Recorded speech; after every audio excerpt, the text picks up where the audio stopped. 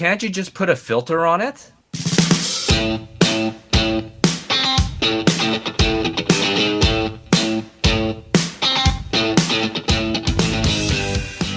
Welcome to the January Photofocus Roundtable podcast for January 2023.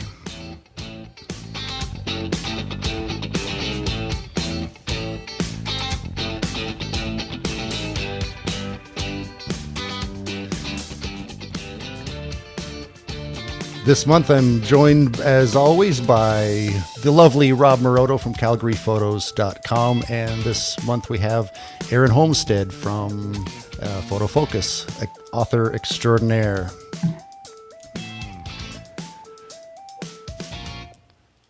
I'm Ron Pepper, Bay Area photographer. I'm celebrating being inducted into the Streak Society. I'm here with Rob Maroto from up Great White North. How's it going, Rob?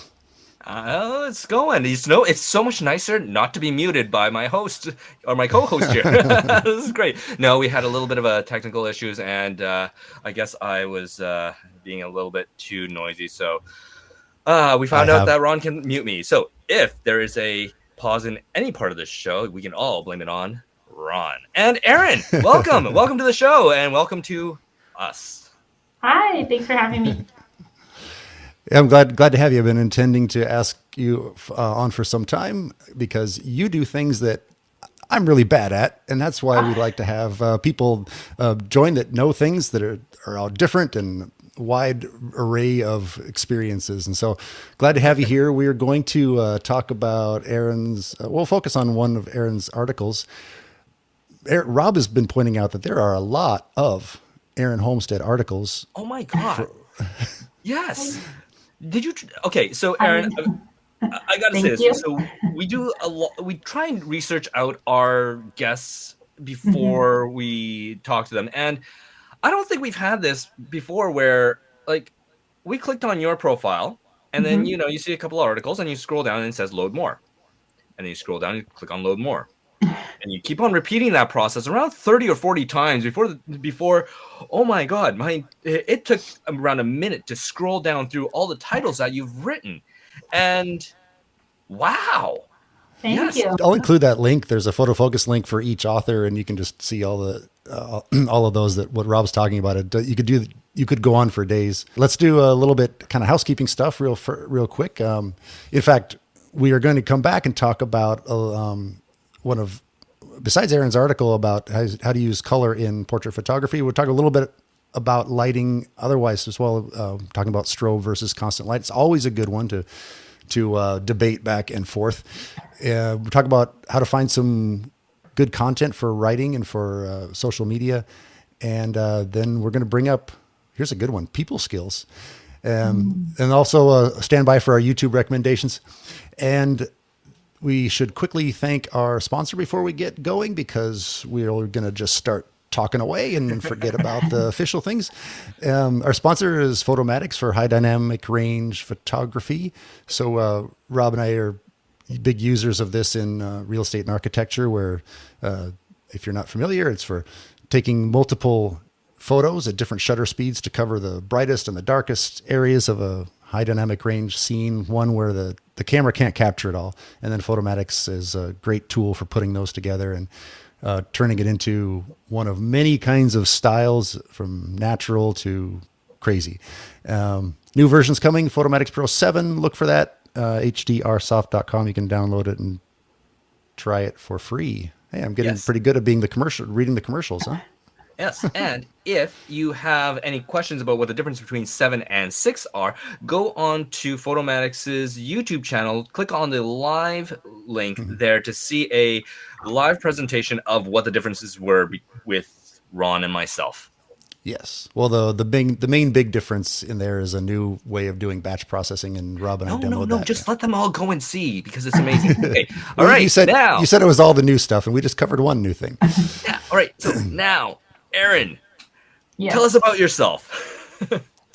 Well, I guess I would identify myself, I don't know if that's weird to say, but as a portrait beauty commercial photographer. Who has a love for an amazing self-portrait. I take a lot of self-portraits. Mm-hmm.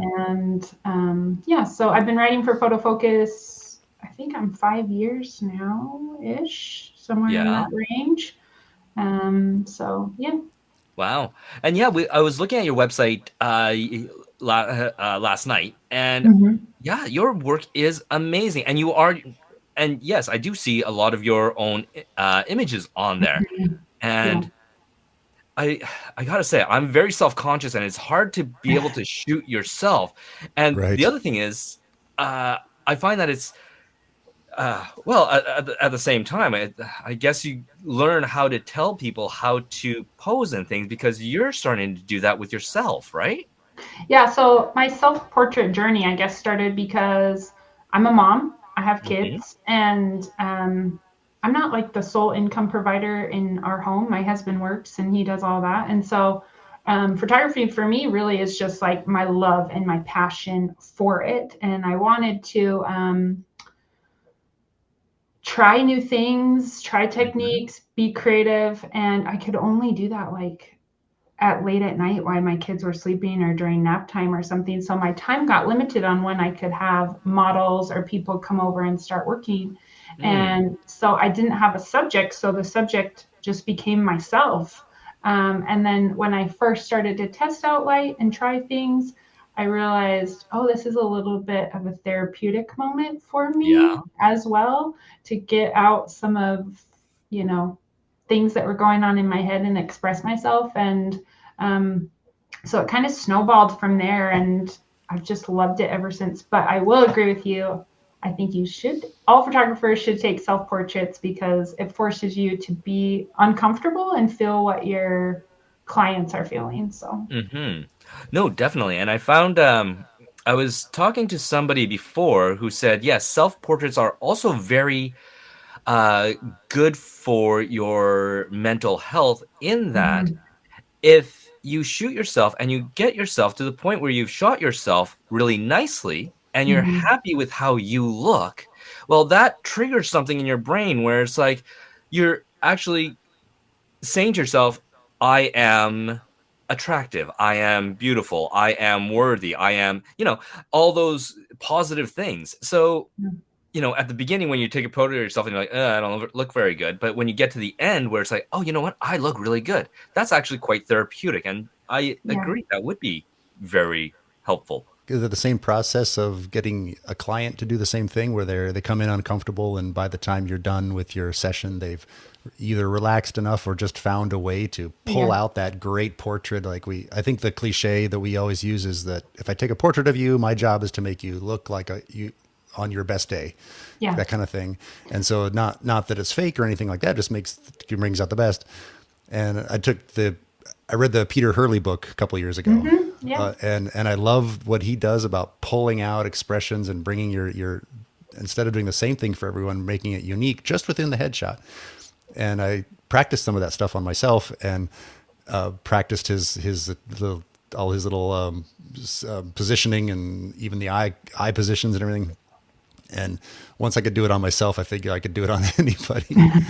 Hey, Erin, Yeah. do you have a technical recommendation for? Because when I was doing this, and I was just those times where I was practicing it by myself, shooting myself, I don't really like the stuff like I have a cam ranger, but I don't really use it. But do you have your favorite thing for doing that so you can focus and get yourself in the right position and focus the camera and everything in that technical part for self portraits? What do you use for that? Yes. So it's up on my shelf, but it's a foam mannequin head. I Uh, stick it on a tripod and focus on that, and I'll set that up, use the lighting kind of around that, and then I will obviously step in and fill that spot of where it's at. okay. Now it's really cool that a lot of cameras can work to like an iPad or your phone. You can use the shutter button off that. Mhm. So I'll set my camera up and then control it off of my phone, which is convenient and easy. And I definitely think it's true. Like the first, half the images are awful and not great, Yeah. and I probably won't end up using them. which is a little bit how a session goes. Sometimes really, like you mentioned, getting that person comfortable and reading their face. I think I'm really good at reading people's faces and seeing their best qualities. Everyone's kind of got quirks here and there with their Yeah. faces, and trying to read them and understand their best angles is important. Do you try to accentuate the quirks or mitigate them? Okay, that's a great question. I kind of do both. Depending on how that person is presenting that quirk. If they're real confident in it and they're like, yeah, I've kind of got big ears, but I'm okay with it. They don't have to tell me that. I can just read that off their body language. Sure, I'll gladly show those. But if they're a little more reserved, wanting their hair to cover, never, posing in that angle or that side, then I try not to bring those out. So. Right. Yeah, really individual. Yeah, for sure. Oh, interesting. Well, here, I want to go into our first topic. Like you were just talking about the mannequin head there, and it's neat. I've seen people do that when they're doing lighting studies, where they take a mannequin head and they rotate the light around it. So, lighting. Let's talk about lighting. Do you tend to use strobes, or are you more of a constant light person? I would say I'm probably more constant. I have strobes. I love the Savage RGB portrait kit. That's probably like my go-to setup to use. What's it called again? It's the Savage RGB portrait kit. Savage. Yeah. Right. Okay. And that's my go-to. Like I said, it's quick, it's easy, it's fast, it's convenient. It's lightweight, it's portable, it's all the things, and it's cheap. I write about this a lot on Photofocus. I am a firm believer in I can do anything as great as you can, and I do not need to spend as much money as you did. Love it. Because you don't need all the fancy things, really. You just need a little bit of creativity and some practice, and you can nail it out of the park. And so I always recommend that portrait kit for people who wanting to try lights, colors, and continuous. It's really great. So, but I do own strobes. I use Godox. So. Okay. Yeah, I like the Godox setup too. Hey, what's the limit on the to me, one of the downsides of the constant light, maybe you'll mention this later, is just that it's just not as bright. I mean, a strobe just can overpower the sun if you want to. Yeah. And what's the limit there with, like, where would you bring in the strobes instead where you just don't have full control? That's the thing is I don't really shoot a lot outside. I'm more of a studio photographer. I like the control aspect of that and, having control over that whole situation. So they are battery powered as well, which is a huge downside. Not something you can't deal with, but not great. So if I was shooting outside, they tend to get a little hot if they're on for a certain amount of time. So in that case, if I was shooting like all day, on set, I wouldn't use them. But if I've got someone just for a creative, fun shoot, and a lot of my self-portraits are used with that light, those lights. So, yeah. So you can just change the color right on the light without even gels. You can change it from your phone. It's ran through an app as well. So, and it's got multiple like setups, and different presets that it's already come made with. So you can change those, and yeah, it's really awesome. Yeah, no, we've seen a couple of your images there where you are using the different colors, and that's really really cool. So what made you get into that with the different colors? Yeah. Lindsay Adler, a little plug there. Yeah. I saw her work at, I believe it was WPPI when I first kind of met her and saw her, one of the very first ones that I attended. And I was so fascinated with her colors and her vibrance in her image and the mood that it was creating. And I thought, my gosh, how does she do that really? I was such a newbie at the whole thing and didn't know really that world existed a little bit. And then it just kind of caused me to spiral and study and go down that rabbit hole, I guess. It's neat. Like I was talking to some people about what does color mean, and Mm. because it's strange. Like everyone thinks, well, red is red, blue is blue, color is color, right? But no, it's for a photographer or cinematographer, color sets the mood. So if you look at some, if we pull out a movie references like the colors for The Matrix, right? It's the Yeah. greens, the blacks.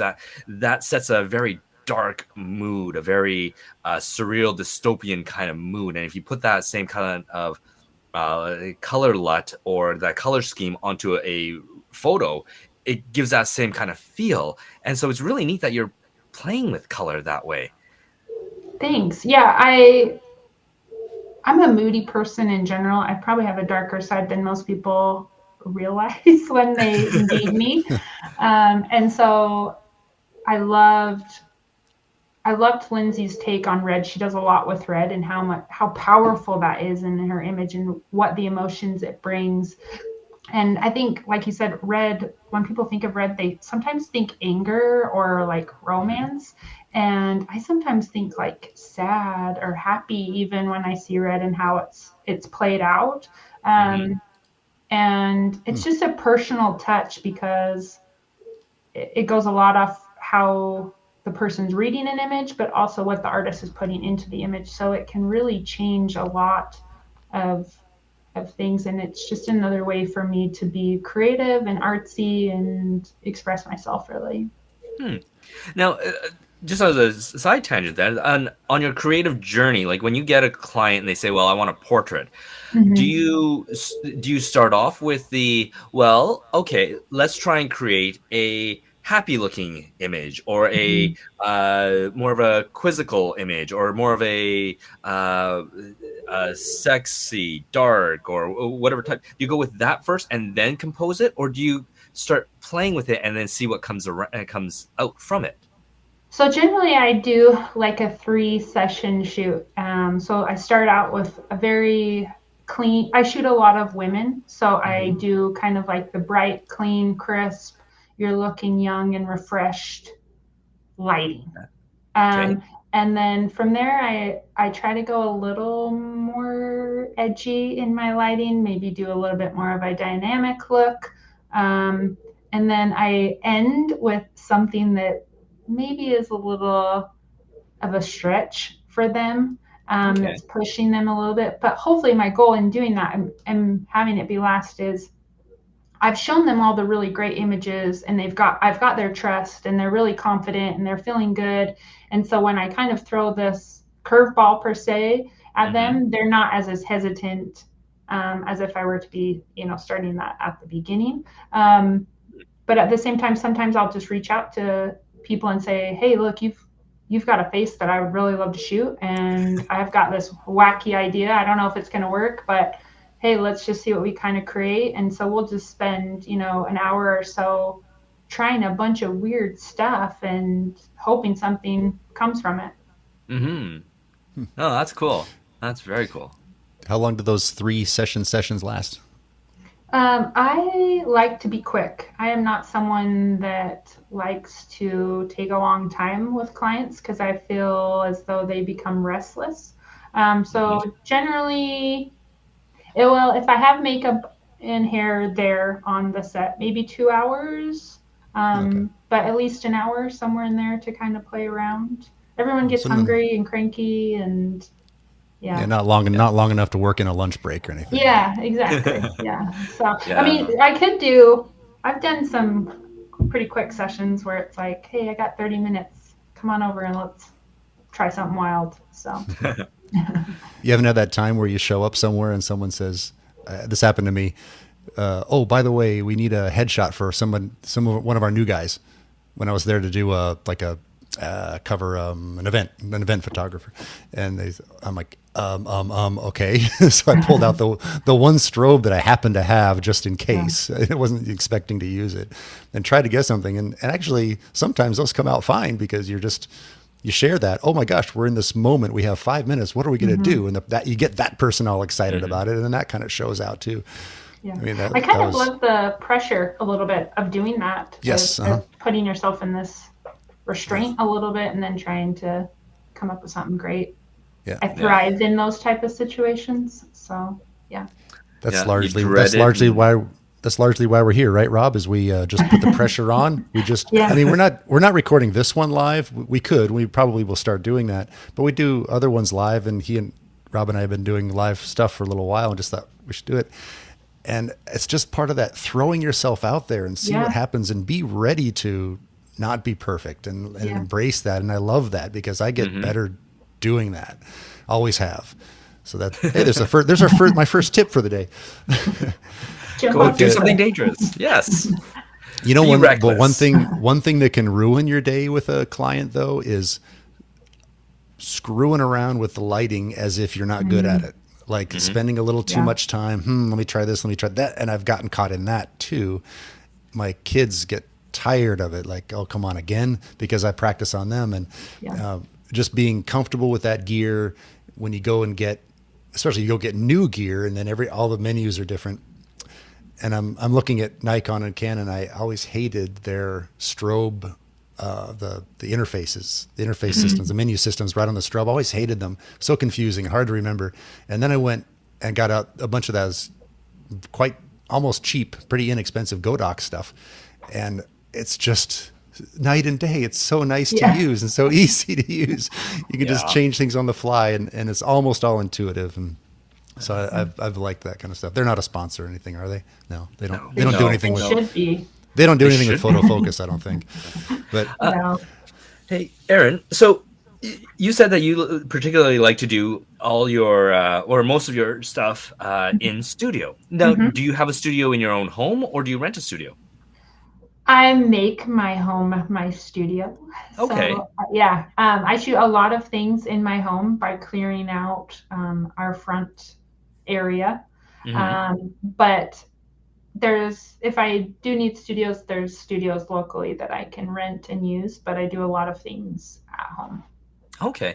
Now, I know a lot of our listeners are, well, a lot. There's a good number of our listeners who are just starting out, and they're always thinking, where should I do a studio? How do I make a studio? And how big does it need to be?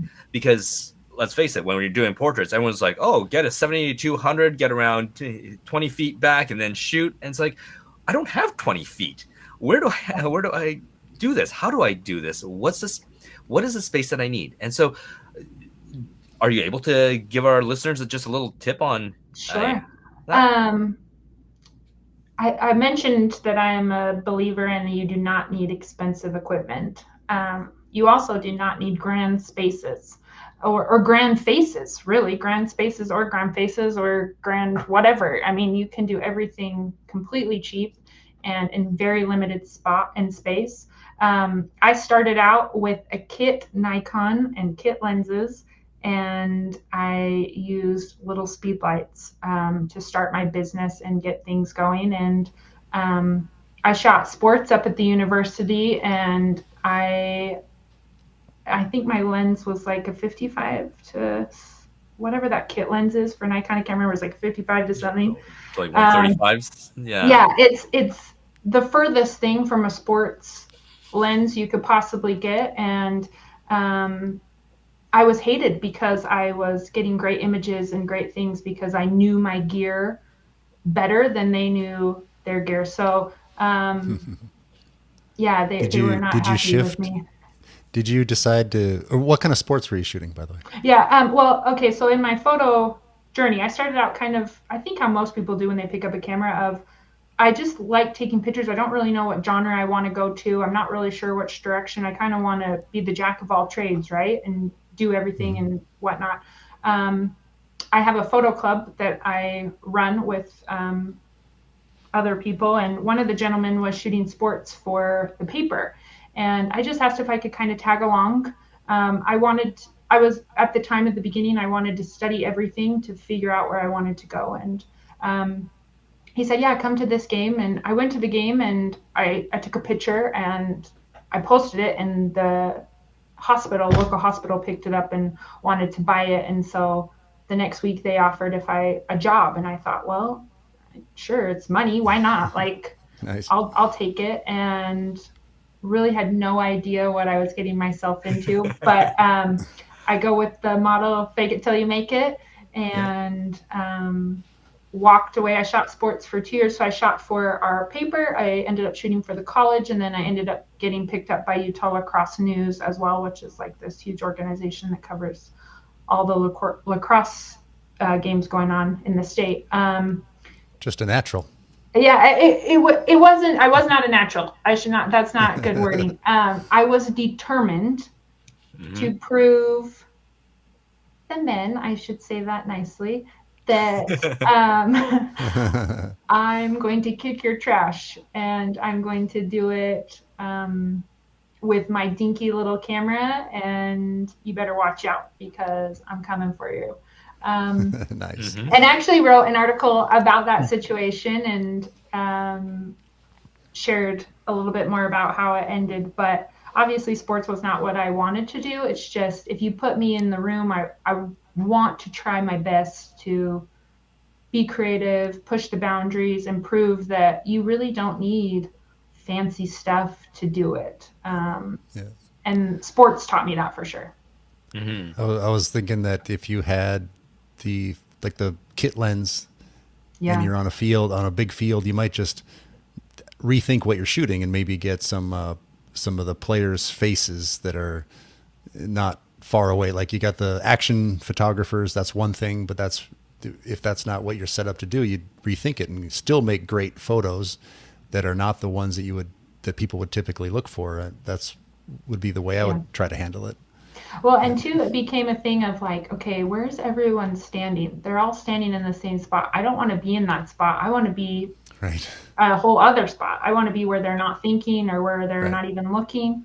And with sports, for the paper, you had to turn around and send out like 30 images within an hour of the game leaving. And I did not have Wi-Fi, and they would not allow me to access the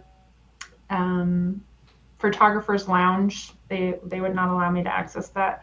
And so all of the guys would go in there and upload their images immediately and then send them off. And I had to drive 30 minutes home before I could even upload my images or get anything done. And so I would go and rush out to my car, and I'd have my laptop already out there, and I'd use the Wi-Fi from my phone, and I'd hurry and have all my presets done. And I had marked in my phone the numbers of the images I was already going to use, because I couldn't star in my camera because my camera was so old. And so I had come up with this whole other system to operate faster than they could. And they didn't even know that I had done it in the parking lot. What was their excuse of not letting you in the photographer's lounge? So where, I don't know if this is like in general, but here there are numbers like at games 1, 2, 3, 4, 5, 6, 7, 8. And if you're not in the top 5, of those numbers, you don't get access, especially at the college. You don't get access to the room and things of that. And to be honest, they were not nice. They were not nice people. And I didn't want to go in there. I didn't want to be in there, around or with them. And now, one of the gentlemen has apologized since seeing my article that I so nicely wrote about him. Nice. Revenge. Yeah. Karma. Yeah, definitely. And so, but I thought, you know what, I'm gonna do this. How can I do this better and quicker and faster? And it works for me. And so taking my laptop in the car and having presets already made and, knowing how to push my gear and my camera and all of that was incredibly helpful to get me to spot number 2 when I left. So nice. It worked out good. Interesting. I have my little bit of experience with that level, like university level of sports, was if you have a pass, you have a pass. That's it. Yeah. And it was, but I do agree with the mostly guys. So we'll just say that in the lounge where but you know what? They're also, a lot of them are really journeymen that have been doing it forever. They're not excited like at least I was at the time, and so they're here's another some new person, whatever. Yeah. They don't Oh, they they totally don't saw really me need to as get. that blonde girl. Like, what's she doing? She's got her dinky little camera. Who does she think she is? You know, and I Yeah, understand that their job is like, you know, that's coveted to them. They've been doing it for so long. They've had it so long, and not a lot of yeah, jobs come available in that genre. You know, there's a very small group of them that do it, especially for here in our little valley that we live in. You know, I mean, the same guy that's been working at the paper, he's been there for, I mean, I don't even know, decades it seems like. So he's very territorial, which I understand. yeah. I just think he could have maybe been a little kinder, you know, and realize that, like, I don't want your job. I just want some money, and I'm just here for it. So Maybe they've gotten to that position where they feel like their position is well set, and they don't want the yeah, new people coming in and roughing the feathers. And they also, yeah. they at the same time have kind of forgotten the joy of it. Oh yeah. So Oh, for sure. Yeah. And I was trying all sorts of things and pushing the bounds and, you know, being creative in any way I could. So my work stood out more. So. No. that's great. That's a great story. Hey, we made our own subject talking about that that we weren't even planning, which is totally fine. Do we want to say anything else about strobe and constant lighting before we move along? No, I think that's pretty good. Like, I did have one question that has always gotten into my head, and uh, I get this question asked of me all the time from my clients, and it's like, well, can't you just put a filter on it? Oh, gone. Why would you say that? Right? And so my clients always say stuff like that. And so I guess in this day and age, when we have so many filters on everything, like I'm a commercial photographer. I shoot houses and architecture, and I still see my photos online from my clients, and they've put like the nostalgic filter on it. I'm like, why would Oh, you that kind of do filter. that? And it just kills me.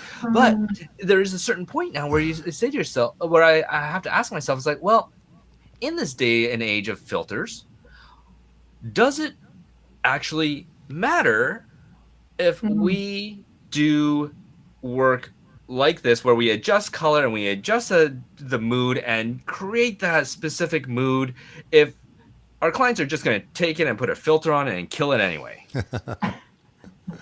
Um, okay, first I'll start by saying this. I don't think filters are bad by any means. For me personally, I am someone who I like control, and I like to control it enough that I get what I'm visioning in camera as much as possible, Hmm. because I don't like editing. I don't like playing around on my computer. I'm a photographer. I like pushing the button and creating it then. I start to lose interest when I have to go in and do a bunch of things afterwards on Hmm. on an image. So for me, I just like to put that filter on before. And Yeah. whether that's a color filter, you know, or whatever, I like to do all of that in camera as much as possible. Um, People think a filter now is something you put on later on, say, on Instagram or something, but we think a yeah, filter is something like a neutral density filter right, yeah. or a, or maybe would you consider gels to be filters? Probably not, but anyway, it's I things mean, that you a do little in bit. I shooting, mean, right? it In a puts way, right? a thing over the image you're currently looking at. You know, it Yeah. changes it in a way. So kind of, Social media things have ruined that word for us. Now people think yeah, it's you slap it on afterward and make it look yeah, old or new or black and white or modern. Oh boy. yeah.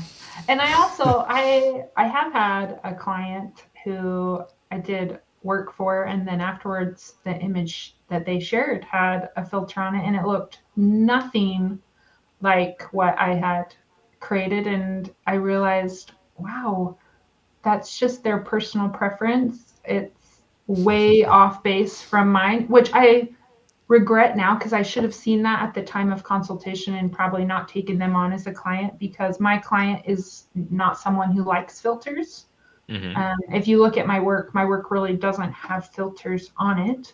And so, yeah, anyway, Yeah. nothing No. wrong with it. It's just personal preference, but Hey, why sometimes don't they're whacked. Yes. Just the way our conversation has gone, why don't we shift the order here, Rob, and why don't we talk about people skills a little bit? Because I think that's Erin has brought up a few times. Is great. I think it's perfect segue. Why don't we shift it and do that? I think I agree. Like, okay, so with people skills, let's face it, like, we are commercial photographers. I'm a real estate photographer, and I keep on telling all my staff that we don't necessarily compete or do well based on our photos. And I know that sounds bad now that it came out of my mouth. We do great photos, but that in and of itself is not our product, because Right. for us, the relationship between us and the client is far more valuable and important than the finished photos, because at our level, at what we're doing, you can get anybody pretty much to do that. And geez, I've even got a course out there teaching everybody how to do exactly what I do. So literally anybody could do it. But it's the people skills that set us apart, and it is how we will go above and beyond for our clients to get there that sets us apart. And it's the relationships that we have built that get us there. And so how do you, especially working with people, how do you work on obtaining that trust? How do you create those relationships? And then what's your I don't know how to put this. How do you see relationships like that? Yeah. Well, I stated my husband is the sole income provider and I do photography for myself. So I'm actually really selfish with my time and projects that I take on. So I do not take on all the people that reach out to me wanting me to work with them. I don't do, I really don't do families. I do my siblings because my mother forces me to. And Same. yeah, things like that. But I don't do weddings. I've really narrowed down to what brings me joy, because I don't want to go and do something just because someone asked me to and I don't have the guts to say no, basically. Because my heart won't be in it. I won't like my final images, and it's not going to be my best work. So I begin by being very picky and saying no. Now, that was not always the case. I did not always have that mentality. I was always saying yes and doing, and felt very busy and was more busy than I am now. But it was just sucking my soul, I felt like, a little bit, and I was losing my love for photography. So I had to bring that back and focus on what I wanted.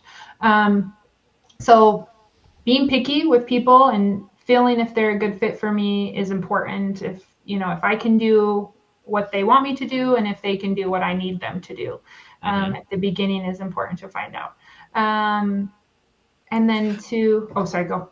No, so okay. The thing that came to my mind was, have you found, and I'm just going to put this out bluntly for the new guys that are starting out there that are still in the I will take on any job frame of mind.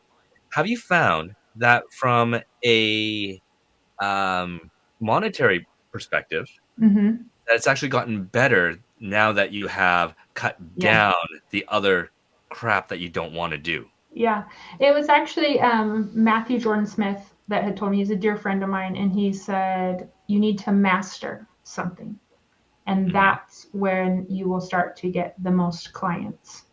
And it wasn't until that clicked in my brain and I actually started to do it that now I get clients that come to me more frequent, more often, because they want what I've focused on, what I've mastered or trying to master. I haven't mastered it, but and it's just made my work better. It's made me better. It's made them better. It's just collectively been, a game changer for sure. So I do think at the beginning, though, people should definitely try it all. Don't put yourself in a hole and, start out saying, I'm only going to do this. I'm not going to try anything else, because if I wouldn't have shot sports, I wouldn't be sports has played over into my beauty world numerous times on settings and things that I wouldn't have even known if I hadn't shot sports. So I think in each genre, there's something that the other genre can learn and grow from and apply. And so try it all. And then once you kind of, find that little joy, run with it, stick with it, and, you know, make it your niche, Yeah. I guess. Yeah, it's That's like you good got to put advice, in your Rob. 10,000 hours before you can settle Yeah, down. for Hey, sure. Rob, Yeah. Rob, where do you land on that debate? That's another great debate. Is should you focus on one specialty, or should you be a specialize in non-specialization, or should you specialize in one? Where do you fall in that? Me? Well, you know Yeah. what? I look at it as just like we said. You got to put in your 10,000 hours, right? Before you can really start to specialize. Like I remember, I hired one photographer, and I shouldn't have hired him on. It was he was he came off very arrogant at the very beginning, but his portfolio looked great, and so I hired him on, and I said, "All right, let's try this, do it." And what happened was, he's like, "No, I'm not taking those houses. I only do luxury houses. So when you have a luxury house for me to shoot, then I'll come along and do it for you." And after hearing that twice, I said, "We are about relationships. That doesn't make me feel like you have a very good relationship with a lot of people like Yeah, me." he's gonna show up. He's gonna show up and see the client with that attitude. Right? And so I think that was a very strong no. So I think there is that little part where at the beginning you have to be humble, you have to take everything, you have to learn, and then once you get to that point where not only yourself but other people start recognizing and saying, "You're really good at this." I Mm-hmm. think that's when you turn the switch and focus on that and Let it really find hone in on you. Kind of let your Yeah. specialty find you. Okay, yeah, I like it. that. Yeah. It's good. I think we should have Matthew Jordan Smith on if we want to have Yeah. if you want to have the voice of all voices. That guy. Yeah. I love his Sorry. voice. He's so kind. But I'll tell you a story about how I transitioned from kind of the doing everything into the beauty world that I love so Yeah. much. So I was working at the paper actually, and they send out a thing saying, "Hey, there's these events in the town who would like to go and cover it." And there was one for Paul Mitchell, the school, the beauty school, to be opened. Right. It was reopening, and John Paul was coming, and it was this big event. And I was like, yes, because I'd secretively been doing other passion projects of beauty on the side of shooting families and weddings and working at the paper and shooting sports. I was dabbling in the beauty world a little bit then. And so I was like, yeah, I'll take this job. Well, on the group, the photography group that we run on the Facebook page, a lady worked out and said, "Hey, I work at Paul Mitchell and we're looking for a photographer who could do some quick group shots of the event." And I was like, yes, that's me. So I said, yeah, I'd love to do it. Thinking in my head, I'm double dipping in money. This is going to be great. It's not going to really turn out to anything, but I'll be paid twice for this event that I'm already going to, right? Hmm. Um, and so she said, "Okay, well, we would like you to come interview." And I thought, well, that's kind of weird. I'm just shooting group shots, like no big deal. So, and she said, "Bring your book." And I thought, could you tell me what a book means? Because I don't have a book. That's an And old fashioned. That's an old yeah, fashioned art director type. yeah. And Yeah. so I started to panic, obviously, because I had no book. And so I had taken my old tablet and hurried and quickly added some images to that from the paper and other things that I had been doing. But I liked that my image was on a big screen, so I made a secret little folder and I put some of my personal work in there, and I was like, man, look at this. This is so cool. Like, look, they're big. They're not on like this little screen that I'm working on. Like, they're big. Because at this point, I hadn't printed any work either. Um, and so I was like, this is awesome. Well, go to the interview. And she clicked on the wrong folder. She clicked on my personal folder instead of my work folder. And I walked away before the event even. This was like a week or so before the event. I walked away signing a contract to work with Paul Mitchell that day. And Wow. my life has never been the same, obviously, since that moment. I quit the paper shortly after that, and started working specifically on beauty and that type of thing. I met John Paul, and it just snowballed from that. And without someone acknowledging my work, putting faith in me and trust in me, and seeing the potential that I was hoping was there, but wasn't really sure and was questioning myself, the whole time. I definitely would not be where I'm at without her. Name is Devery. She's a dear friend of mine now, and we work together often. But without her, I mean, I probably would stuck somewhere wondering if I could ever do what I do. And I've been with Paul Mitchell ever since. So. Wow, that's a good story. Yeah. Happy little accidents that propel you to the moon, right? Yeah, for sure. Exactly. Hey guys, we're as usual. The very first episode of this last year, I started saying we could talk all day. That's one of my little sayings, and we're going. And we try to keep listeners to a max of an hour or so. That's as longer than anybody's going to drive, right? For your driving podcast pleasure. So why don't we sort of combine? We've already talked so much about what Erin's article was about, but in the show notes, anybody listening, if you're not driving, go to the show notes, click on Erin's article, and right away you see some really creative use of color. And as we know now, that's done in the studio, not in post-processing. Mm-hmm. And I love this article because, again, it's just things that I don't really deal with in a creative way. I deal with color in a technical way of getting it right. And Erin tries to create her own. And I love that in itself. That's contrast, right? Using the color in different ways. So let's just have kind of combine our last two things we want to talk about into one. We wanted to bring up Erin mostly, but how do we all find our ideas for content, for blogging and for art, for podcasts and things. And also just along the same time, talk about the few things that we want to bring up in that article.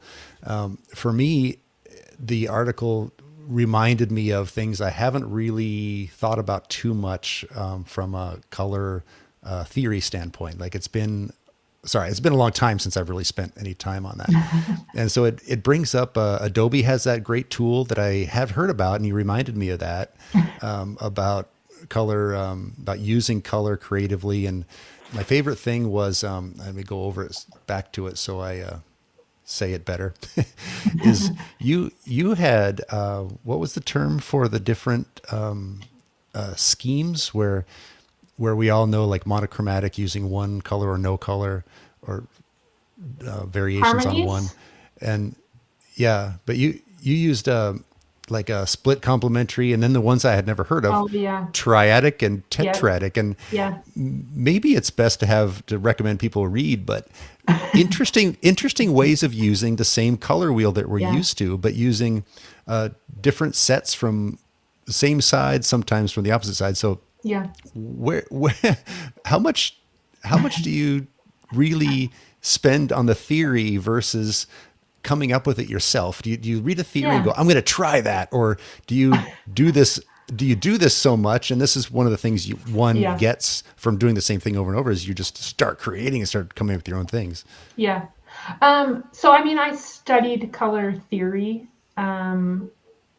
as part of the photography part, because my brain is completely creative. I do not do well in the technical side of photography. I really lack in that side. And like the big terms and all that thing, my brain does not go down that route. It goes down the creative side. And so when I was like tetradic. Yeah. And so for me, I was like, what is that? And so I had to learn it in a color theory way. And also working in the beauty industry in makeup and hair, they talk a lot about color, and the theory behind that on skin tones and hair and clothing. They really dabble and are focused a lot in color. And so I thought, well, if I'm going to photograph them and understand them, I really need to know how color works. And so it kind of started out that way, and then it snowballed into learning the lighting and the power and the moods and things that I could create within that color theory. Yeah, so I guess with something like that, with working with beauty and stuff like that, not only knowing the how color works, but nailing the color. Like you have to make sure that your colors are absolutely 100% correct. Yeah. That's tough. Holy. Yeah, and I've taken a few makeup classes and through Paul Mitchell and some other institutions because I'm so fascinated with why makeup artists do what they do. I mean, they have the same power as I have with my lighting to Hmm. morph and change someone's face with a brush as I do with a light. And if they're on my team and we're trying to create this cohesive look and this end image, I've got to understand what the words they're telling me, and they need to understand the words that I'm telling them. We need to have a similar language that we're speaking, and sometimes there's a disconnect between photographers and makeup artists that Oh, they are missing. huh. That's interesting. Like I get it. I remember one of my friends. She's a makeup artist, and she was saying that for some people, if you know what event they're going to, you'll know what the lighting is going to be. So if you've got a Mm-hmm. place where it's all just overhead lights, then you know to increase the shadows here, here, and here to make their face Mm-hmm. look more dynamic. As Yeah. opposed to if they're going to some kind of fancy ball where the lighting could be the candle on the table, in which case you add the Yeah. shadows differently.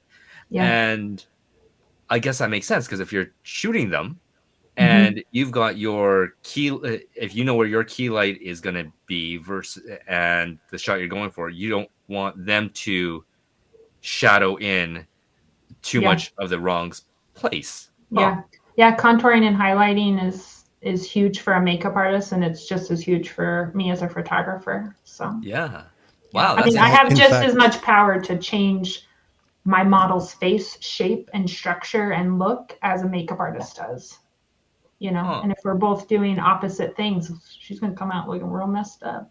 you know how about when you have like the title image on this article has a is a headshot and it's green and blue. mm-hmm. Yeah. And do you have a to me, if I was going to try to emulate this, Mm-hmm.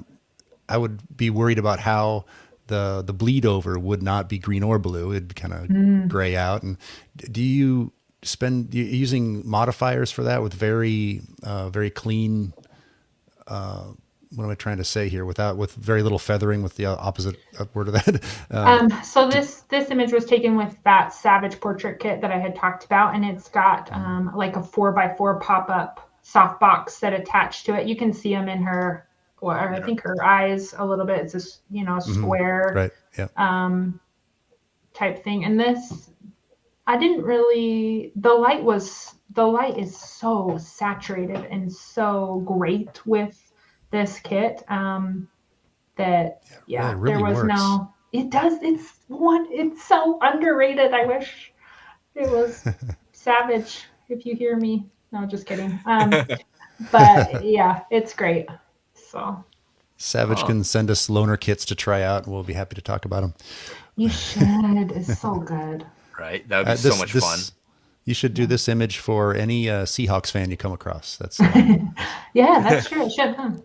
I meant to say when I asked you earlier about how you focus when you're doing a self portrait and you use a Mm-hmm. mannequin there, Yeah. and my mannequin is Blitz. He's the Seahawks mascot. So he's Oh he's yeah. he's the stuffy that gets to be focused on all the time. My dad and And brothers just were at the game on New Year's. well, that was one of the good ones, I believe. Yeah. Fun year, even though it's not the best. Yeah. Huh. And let's see, I had So one other question on my mind, but I'll come up with it while Rob asks his.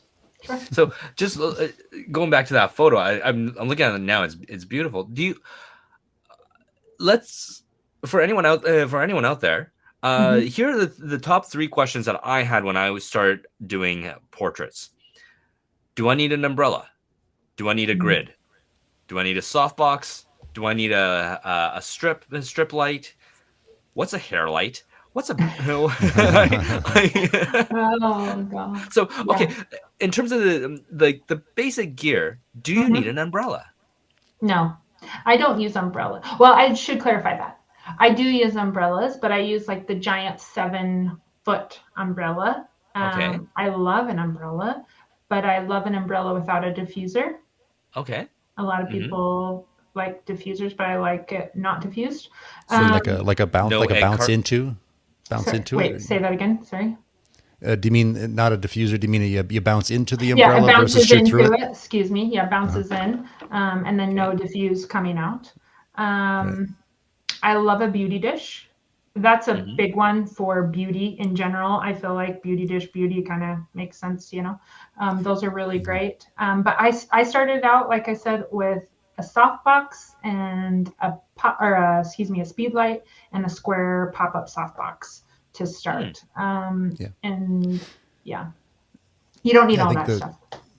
I think the answers to those is all you don't need any one of them. You need some Yeah, kind of modifiers, and an umbrella is a great one because you can get them for what, $7 or yeah, real something. So that's cheap. actually Yeah, one reason to start with umbrellas, that it's a cheap yep. alternative, and you can keep a couple of them in the back of the car if you need Hmm. it, and the other modifiers just get more and more spendy as you go. So Yeah, yeah, it's so crazy.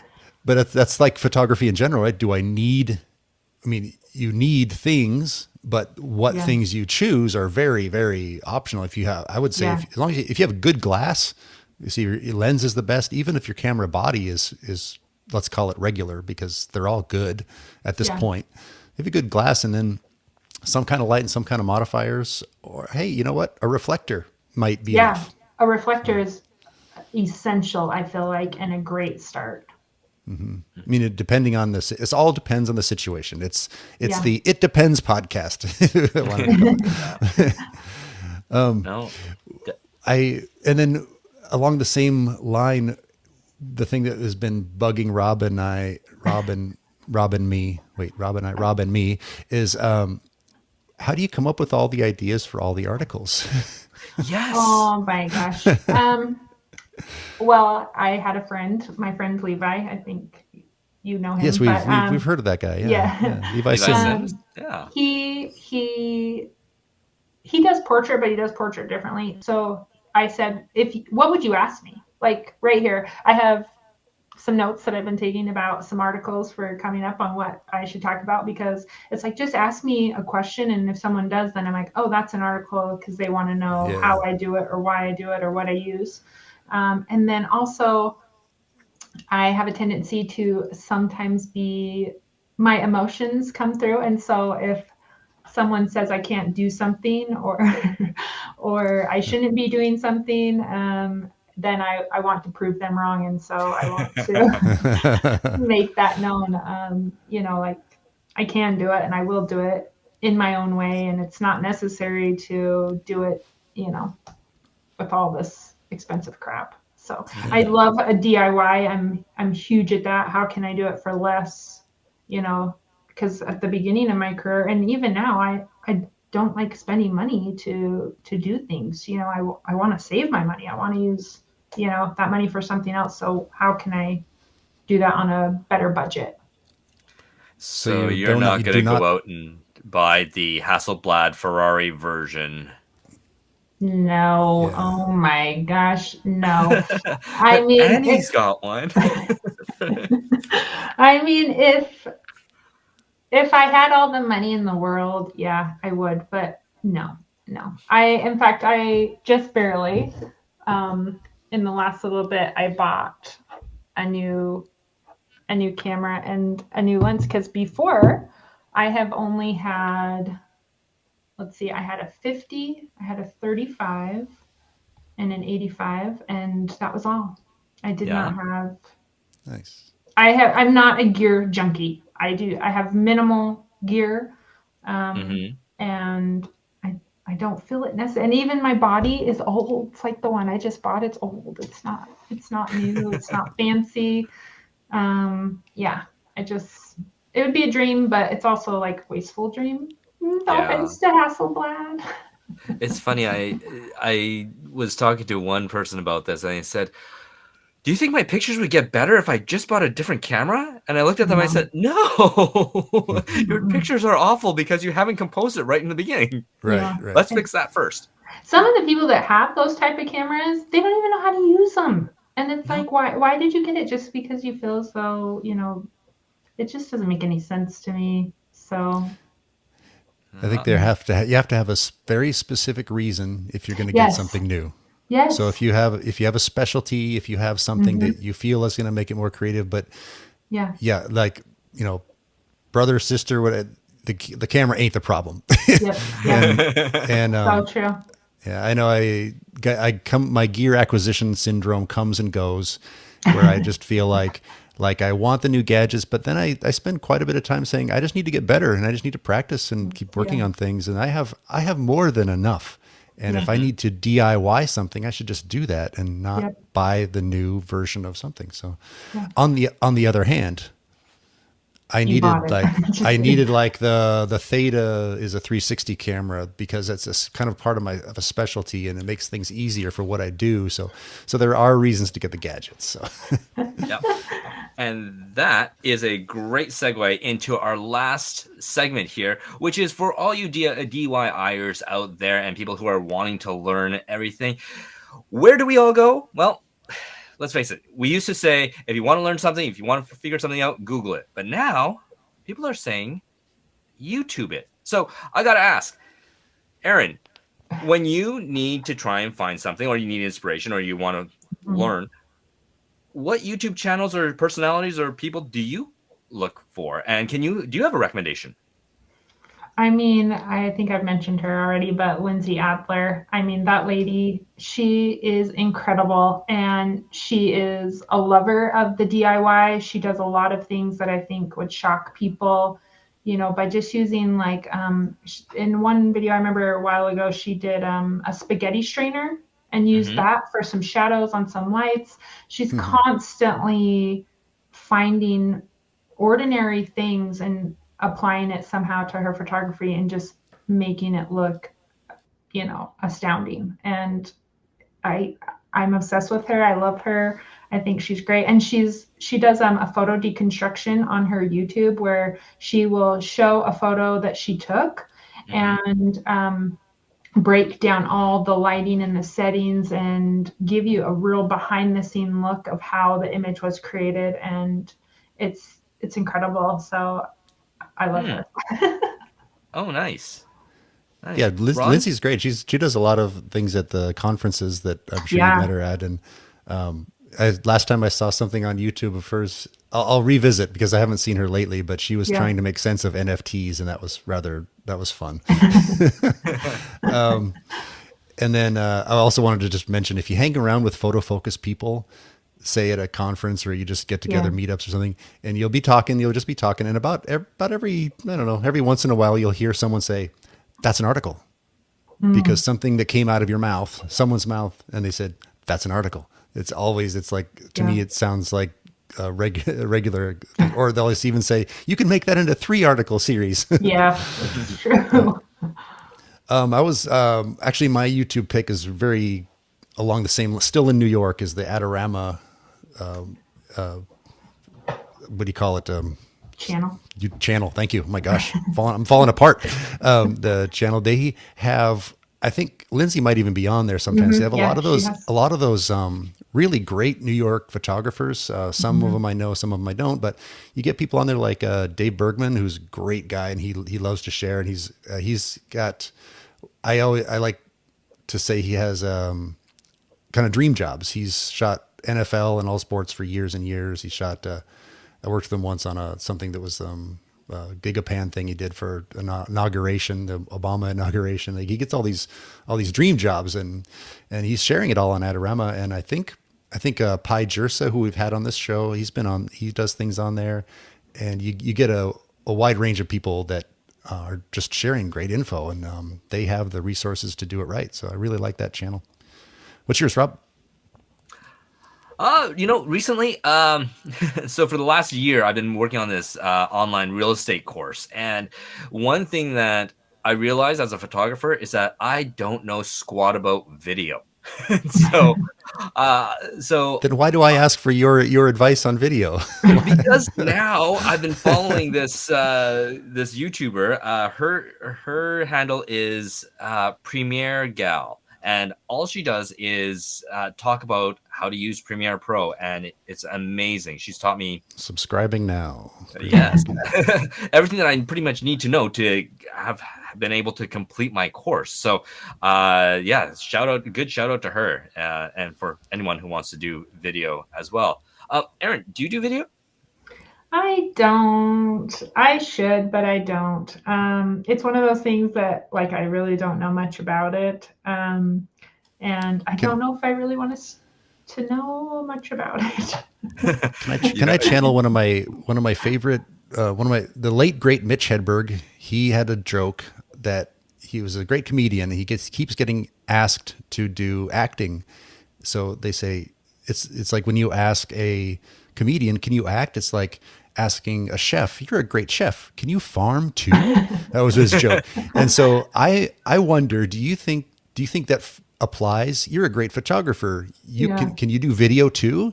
Do you think that applies? Is it a big jump, a big leap? Because I'm getting more and more into it, and I'm finding all new software I have to use, all new. Yeah. I mean, the only similarities seem to be composition to a certain extent, even though it's motion. So we all know kind of what looks good and things, but there's a whole nother education system to do. So I don't know. What do you think of that?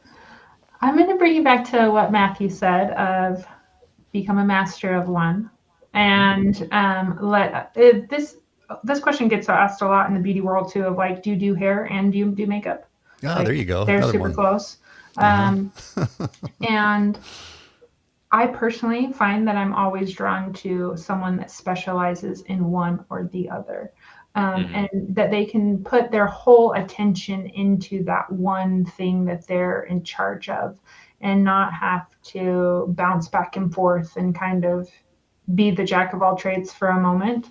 And my brain works in photography. It does not work in video. And I just know that I wouldn't be great at it, and it would take away from my photography. So if I need a video, I always hire someone who does video, that specializes in that, because and frankly, I really don't want to learn it. It's very technical and there's a lot to go into it. And I'm the least technical, like I mentioned, in photography in general. So I really don't want to go down that rabbit hole and, try something new, sadly. To put something in perspective for listeners, again, because we have a certain range of people, hey Rob, most people are not into real estate stuff. They're more into wedding photography. And it's funny that you and I don't have a ton of experience. Well, I have none and you have some, but we don't talk about wedding photography. But in real estate, in real estate the houses don't get angry at you if you miss something, or if someone's late, or blame you for things. It doesn't happen like it does in weddings. But we're also, remember, where I'm coming from is doing going and shooting a property photo and video, where that might be possible, where at a wedding it doesn't really apply, since you're going to have one or more photographers plus a different person doing video. So luckily you don't necessarily have to learn it. For a lot of parts of photography, you might be the wedding photographer, and like in my wedding, we just separately hired a videographer, and the photographer didn't even have that as part of their package. So you could, if you're a wedding photographer, you could just work with someone else, right? And say we're a team, and that's it. So I just wanted to say that you don't have to do that if you're in that area of photography, where here's me trying to do video where you have to stop, put away gear, get out new gear, start from scratch. And that can be tough sometimes. So yeah. No, definitely. It's unless you have a passion for it, I'd say stay away from it. It's stay in your lane, right? Yeah, very much. Yeah, stay in your lane. Well, go fast.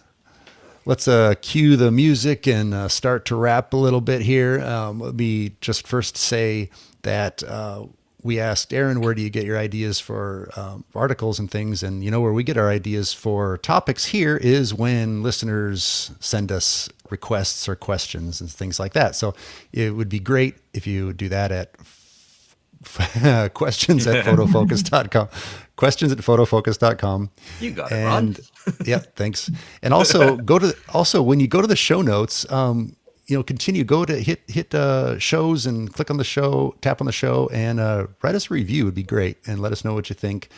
And And We will be other than that, we'll be sure to have all the links to the YouTube channels that we just talked about in there as well. So if you are interested in any of those, by all means, show notes, do that, review us, because otherwise the top review will be from 6 years ago, or it may actually be the review that I put on there myself last night, because, well, nobody else is going to do it. I might as well do it.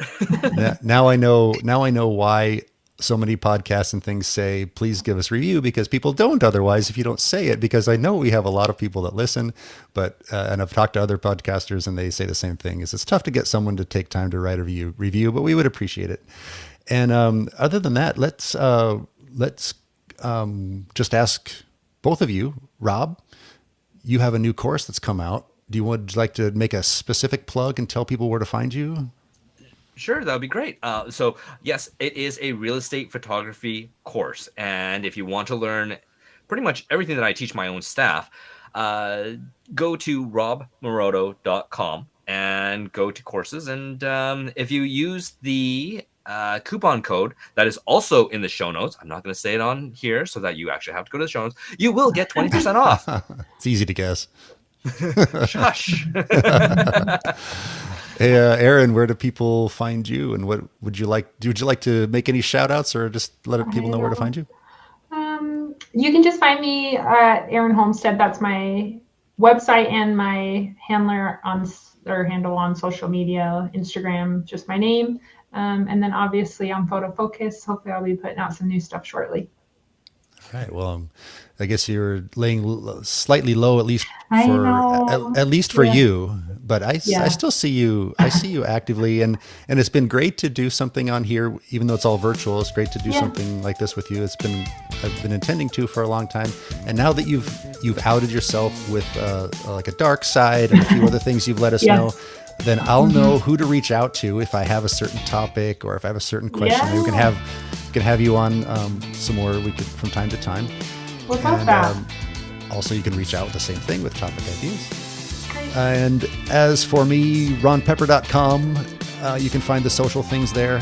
I guess Twitter and Instagram these days are the places to go. But I'm not really plugging anything specifically because, like so many people out unlike so many people out there in social media and this new media kind of thing, I'm just really doing this for myself, for fun, for getting out there and keeping in touch with people and rekindling relationships, or taking one that just barely started like Erin and then getting to know. So this is really why I'm here. But still, if you have a chance, if someone in the Bay Area needs portraits, architecture, real estate, I certainly recommend. Let's just leave it at that. And if we have no other notes, I know we've kept everyone a little while, so let's say get out and shoot as much as you can, and see you next month for the roundtable. Send us your questions for the Q&A. Questions at photofocus.com. And with that, we say goodbye. And thank you, Erin. We'll talk to you again soon. Bye. All right. Adios.